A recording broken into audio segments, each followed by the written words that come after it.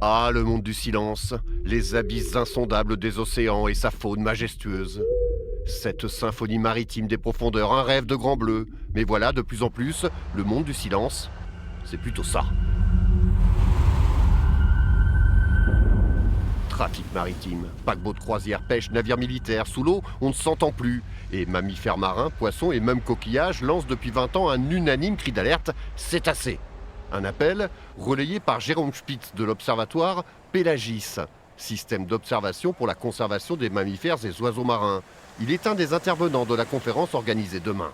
On a le bruit qui tue, on a certains effets où l'intensité avec du bruit impulsif qui est tellement élevé, qui peut entraîner la mort de certains animaux. On a du bruit qui va entraîner quand même à certains niveaux des lésions ou du dérangement ou un stress physiologique.